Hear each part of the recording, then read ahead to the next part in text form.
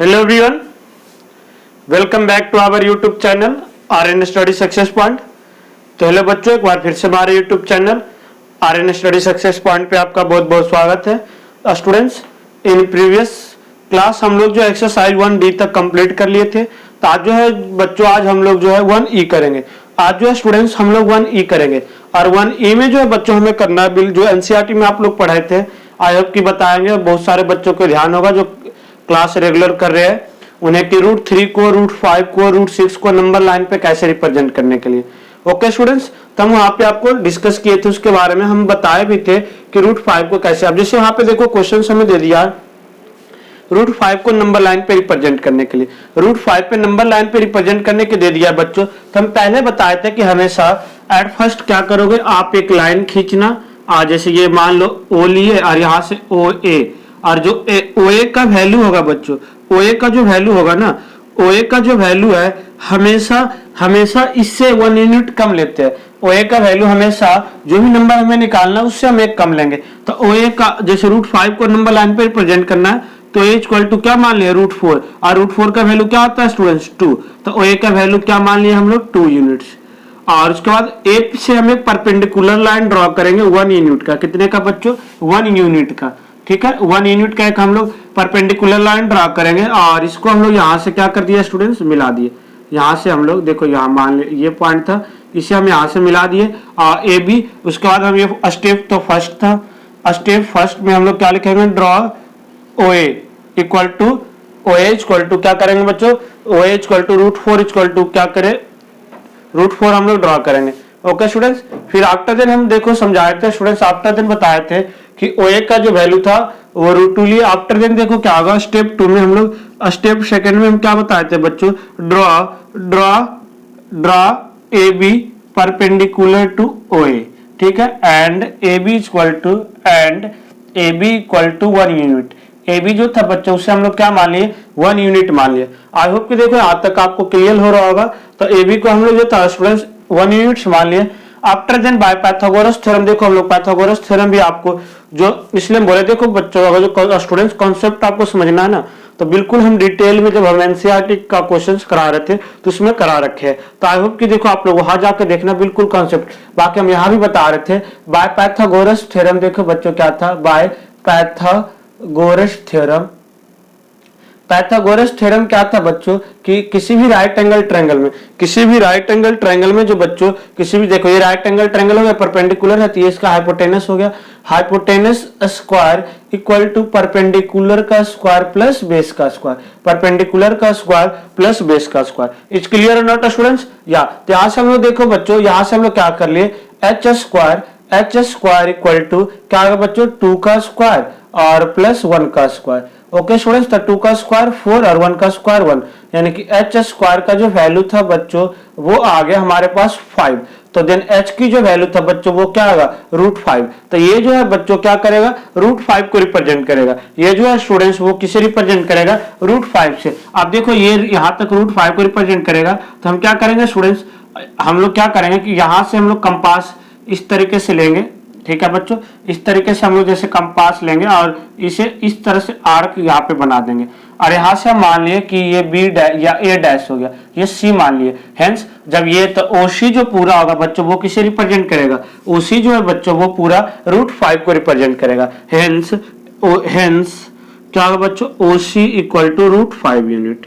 OC जो है बच्चों वो किसे रिप्रेजेंट करेगा नंबर लाइन पे, √5 यूनिट को। तो आई होप स्टूडेंट्स की देखो आप लोग समझ पा रहे हो कि किस तरह से हम लोग नंबर लाइन, किसी को इस तरह से हम लोग रूट जो है नंबर पे रिप्रेजेंट कैसे करेंगे नंबर लाइन पे, इरेशनल नंबर को, √3 को, √5 को। ठीक है स्टूडेंट्स, आज देखो क्वेश्चंस में जो है स्टूडेंट, क्वेश्चंस में जो नेक्स्ट क्वेश्चन है, देखो हम सबको कॉन्सेप्ट करा रहे हैं ताकि आप लोग आसानी से कर सको। जो नेक्स्ट क्वेश्चन है बच्चों, जो नेक्स्ट क्वेश्चन है देखो वो दिया हुआ है कि √3 को रिप्रेजेंट करना है नंबर लाइन पे। किससे स्टूडेंट्स, √3 को। तो आई होप कि देखो √3 को किस तरह से रिप्रेजेंट करोगे बच्चों। यहाँ पे अब देखो क्वेश्चन नंबर 2 जो हो गया बच्चों, √3 को रिप्रेजेंट करना था। तो यहाँ से हम लोग देखो स्टूडेंट्स क्या किए, यहाँ पे हम O ले लिए, ये A, आइए वही इस बार √3 था तो हम इसे 2 यूनिट मान लेंगे। कितना बच्चों, √2 यूनिट्स मान लिए, वो भी कितना, √2 यूनिट्स। कितना मानेंगे students, √2 units. Okay students, √2 units क्यों माने, क्योंकि हमेशा ये इससे छोटा लेते हैं, एक इससे हमेशा छोटा था, वो वहां पे 2 क्यों लिखे थे, क्योंकि इसे √5 से कम था बच्चों √4, और √4 का वैल्यू था 2, इसलिए 2। यहाँ पे OA की वैल्यू हम OA इक्वल टू क्या मान ले बच्चों, √2 यूनिट।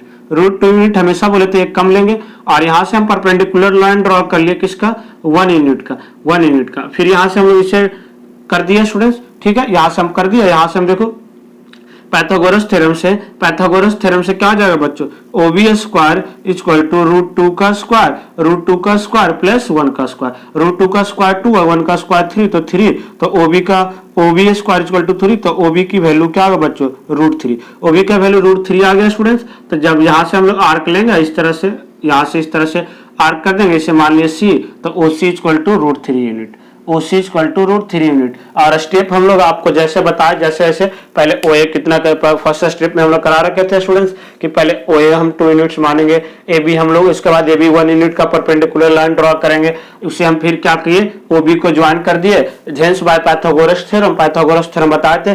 पाइथागोरस थ्योरम क्या होता है students, in right angle triangle the square of hypotenuse is equal to the square of remaining two sides, यानी कि हाइपोटेनस का जो स्क्वायर होगा h square equal to p square plus b square.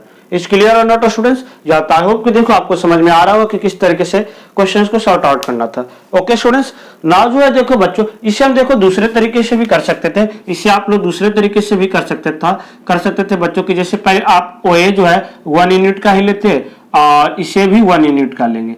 Okay students, तो यहाँ से 1 unit इसे Pythagoras theorem से 1 का स्क्वायर और 1 का स्क्वायर, तो 1 + 1 2, तो ये √2 का हो जाता बच्चों, और यहाँ से इसे हम ड्रा कर देते तो ये √2 को रिप्रेजेंट करता।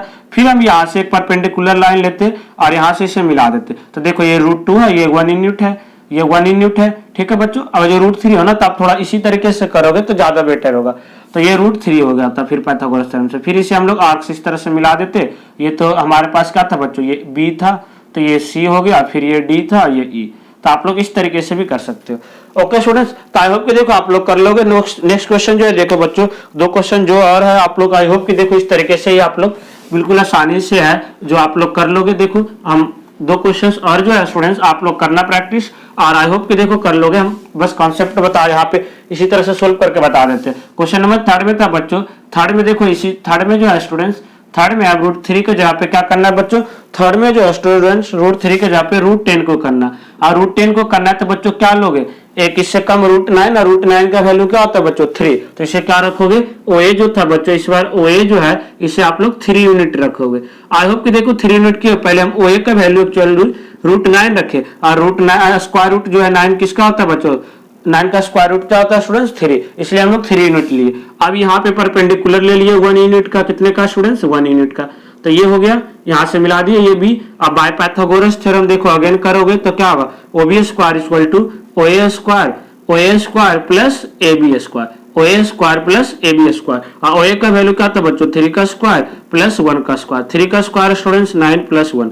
ओके स्टूडेंट्स, तो OB का स्क्वायर इक्वल टू क्या आ गया 9, तो OB स्क्वायर इक्वल टू 10, तो क्या आ गया वैल्यू बच्चों, OB का वैल्यू जो है बच्चों, OB का जो वैल्यू था बच्चों वो √10 आ गया। फिर हम लोग यहाँ से क्या करेंगे, इस तरह से आर्क खींच देंगे, और ये मान लिए C, तो OC जो था बच्चों, OC इक्वल टू क्या आ जाएगा √10 यूनिट्स। आई होप कि स्टूडेंट्स देखो आप लोग समझ पा रहे होंगे कि किस तरीके से क्वेश्चंस को करना था।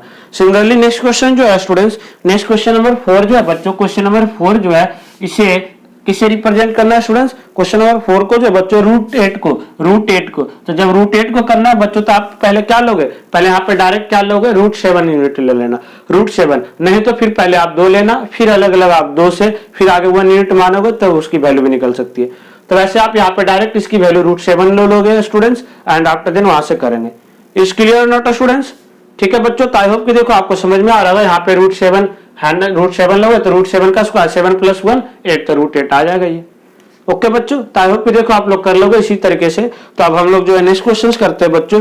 नेक्स्ट क्वेश्चन 5 जो है बच्चों, डेसिमल को कैसे रिप्रेजेंट करेंगे, ये भी थोड़ा देखो हम एनसीईआरटी में था, हम इसे हम बोले थे जब हम लोग आर्य सवाल करेंगे तो उसमें हम लोग डिस्कस करेंगे। तो आई होप कि देखो आज आपको डिस्कस करेंगे कि डेसिमल्स का किस तरह से रिप्रेजेंट करेंगे। ओके स्टूडेंट्स, क्वेश्चन 5 में दिया रिप्रेजेंट स्क्वायर रूट 4.7 को नंबर लाइन पे किस तरीके से रिप्रेजेंट करेंगे बच्चों, हमें ये बताना था। क्या था बच्चों 4.7। अब 4 क्वेश्चन नंबर था students, question number question number है 5। 5 में बच्चों 5 में है रिप्रेजेंट, 5 में था बच्चों रिप्रेजेंट, 5 में बच्चों represent 4.7, represent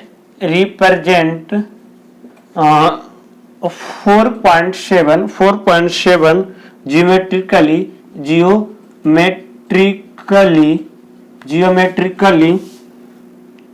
on number line. अब इसे हम लोग को क्या करना है बच्चों, जियोमेट्रिकली से हमें नंबर लाइन पे रिप्रेजेंट करना था। ठीक है बच्चों, तो देखो किस तरीके से करेंगे। आई होप कि देखो आपको समझ में आ रहा होगा कि किस तरीके से क्वेश्चंस में करेंगे।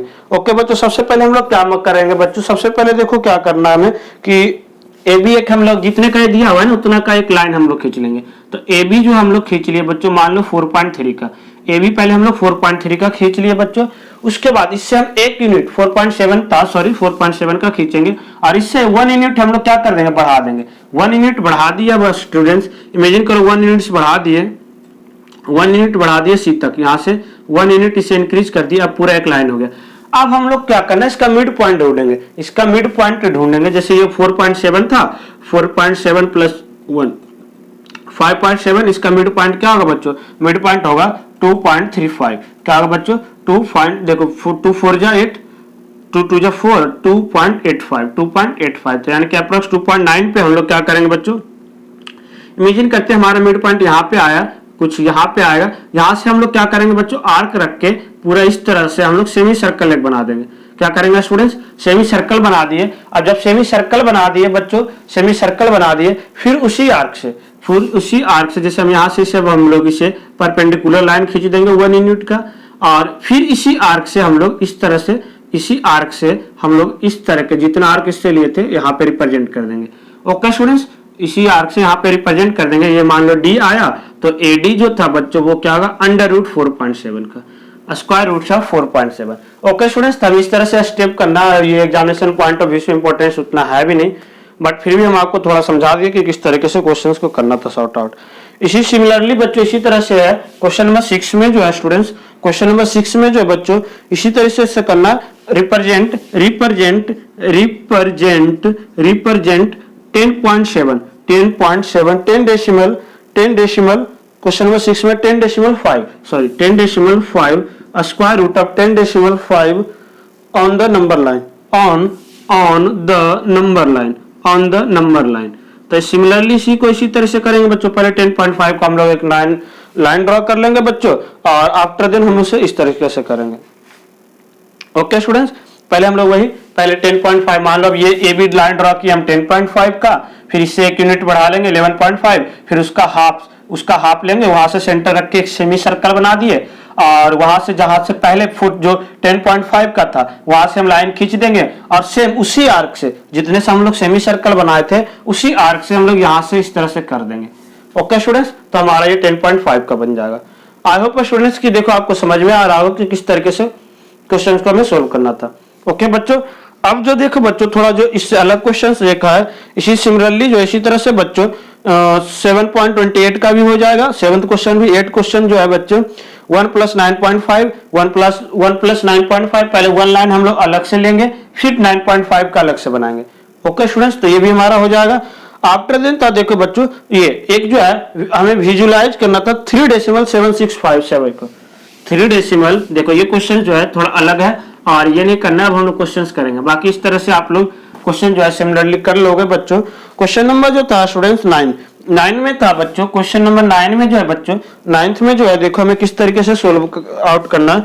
9th में था बच्चों विजुलाइज, यानी कि हमें शो करके दिखाना था कि कहाँ पे आएगा। Visualise the representation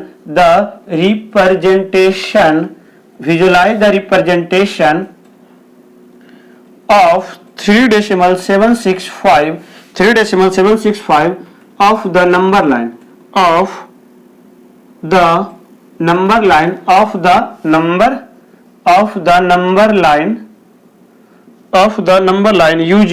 using successive algorithm। देखो क्या आता है, हम लोग इसके बारे में थोड़ा डिटेल में पढ़ेंगे। एक बढ़ते हुए एल्गोरिदम है, इसे हमें इस तरह से रिप्रेजेंट करना है।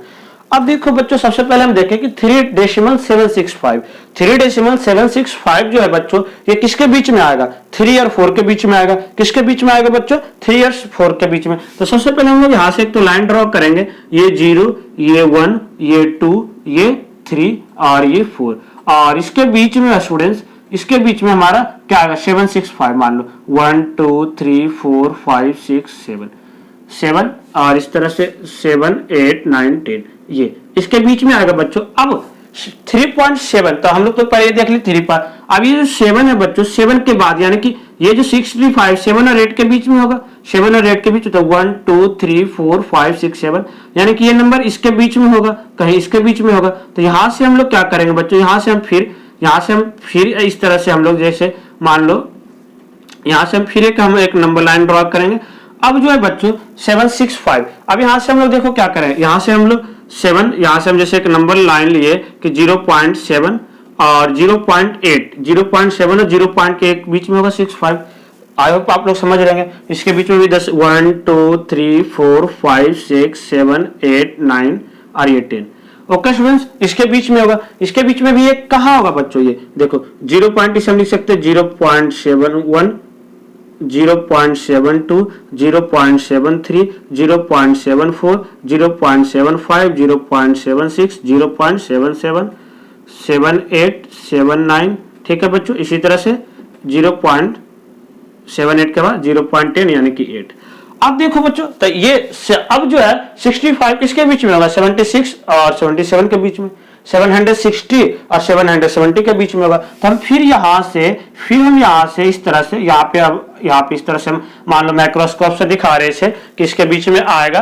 फिर यहाँ से हम लोग लाइन ड्रॉ करेंगे, यहाँ से फिर से हम लोग लाइन ड्रॉ करेंगे। इस बार क्या होगा? इस बार हमें क्या लाइन ड्रॉ करना है? 60 और 70 के बीच में, यानी कि मान लो ये 0.760 है और यहाँ पे आ गया 0.770 और इसके बीच में होगा 0.765। आप 5 लाइन ड्रॉ करें, 1 2 3 4 5 6 7 8 9 और ये 10। ये हो गया बच्चों। यहाँ पे हम लोग इमेजिन करो, ये 0.761, इसी तरह से ये 2, ये 3, ये 4, ये होगा जो बच्चों 0.765। ये वाला जो पार्ट्स होगा स्टूडेंट्स, ये 0.765 होगा। तो हम लोग इस तरीके से करेंगे डिनोट अलग अलग नंबर को। पहले हम 3, पहले देखे 3 के बाद है तो 3 और 4 के बीच में शो करेंगे। फिर 7 था तो 7 और 8 के बीच में हम लोग देखो यहाँ पे शो करेंगे। फिर ये 6 था तो यानी कि 6 और 7 के बीच में आएगा, 6 और 7 के बीच में आएगा। Okay student, 60। आगे स्टेप हम बढ़ाते जाएंगे। तो हम लोग को इसी तरीके से विजुअलाइज करना था कि किसी भी तरह से नंबर लाइन को किस तरह से रिप्रेजेंट करेंगे। ओके स्टूडेंट्स, तो आई होप कि देखो आप लोग समझ पा रहे होंगे कि किस तरीके से हमें क्वेश्चन को सॉर्ट आउट करना था।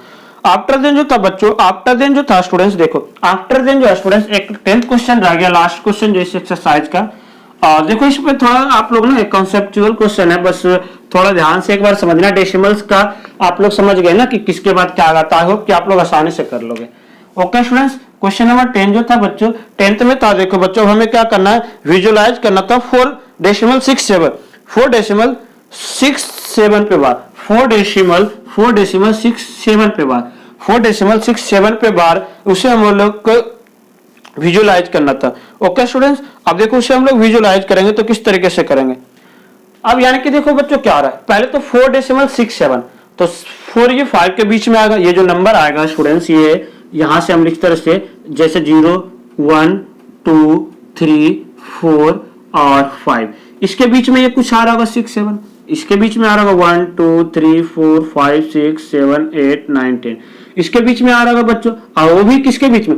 0 पर आप देखो 4 5 के बीच में 6, तो इसके भी देखो 1 2 3 4 5 6, इसके बीच में हमेशा पहले ये नंबर देखना है, आगे का जो भी नंबर है, यानी कि ये जो है ना बच्चों, ये दोनों नंबर के बीच में आ रहा होगा, ये दोनों नंबर के बीच 6 और 7 के बीच में आ रहा होगा। तो 6 और 7 के बीच में आ रहा है, फिर हम यहाँ से नंबर लेंगे। अब 6 और 7 के बीच में क्या आ रहा है, यानी कि 60 और 70 से ज्यादा आ रहा होगा।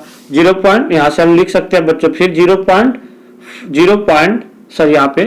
4.60 और इधर हम लिख सकते हैं बच्चों 4.70। अब इसके बीच में आ रहा होगा 4.67, तो 1 2 3 4, इस तरह से देखो थोड़ा बड़ा ले रहे 1 2 3 4 5 6 7 8 और 9 और ये 10। ठीक है बच्चों, ये 4.6। अब हमारे पास जो था स्टूडेंट्स, अब हमारे पास आ गया 6 7, देखो 6 7 7 मतलब क्या हुआ, 6 7 7 7 7 बार बार रिपीट करते रहेगा, तो फिर 76 70 लेंगे, फिर इसके बीच में आ सकता है।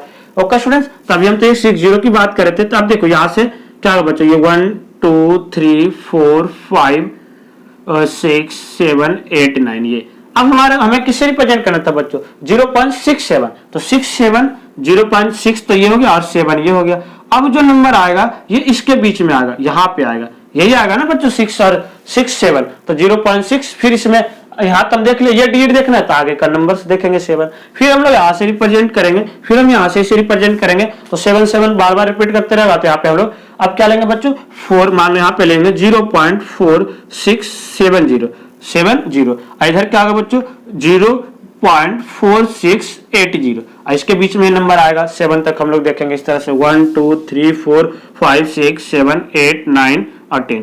और यहाँ पे देखो बच्चों ये था 1 2 3 4 5 6 7, यहाँ पे नंबर यहाँ पे इसके बीच में आएगा 0.46777। ओके स्टूडेंट्स, ये के बाद आएगा ना, क्योंकि 8 के बाद तो इधर हो जाएगा 677। ओके स्टूडेंट्स, तो आई होप कि देखो आप लोग नंबर लाइन पे रिप्रेजेंट करने का रूट का जो वैल्यू था आप लोग समझ गए होंगे। और वैसे आपको ये बता दें कि अब ये जो है एग्जामिनेशन पॉइंट ऑफ व्यू से ये इंपॉर्टेंस नहीं है, बट फिर भी आपको थोड़ा कॉन्सेप्ट इससे क्लियर होगा डेसिमल्स का या स्क्वायर रूट्स का। ओके स्टूडेंट्स, आप लोग थोड़ा ध्यान देके करना है, और बाकी हम लोग मेहनत कर ही रहे साथ साथ, आई होप कि आप लोग भी कर रहे हैं। फिर हम लोग मिलते हैं नेक्स्ट क्लास में। अब लोग जो है बहुत इंपॉर्टेंट चैप्टर पढ़ने वाले हैं, जो इसका फ्यूचर में भी बहुत ज्यादा यूज है, रेशनलाइज पढ़ेंगे हम लोग। ओके स्टूडेंट्स, तो आई होप कि देखो आप लोग रेगुलर क्लास ले रहे होंगे और अच्छे से समझ रहे होंगे। तो फिर मिलते हैं हम लोग नेक्स्ट क्लास में नेक्स्ट टॉपिक के साथ। Thank you for watching, see next time, thank you so much.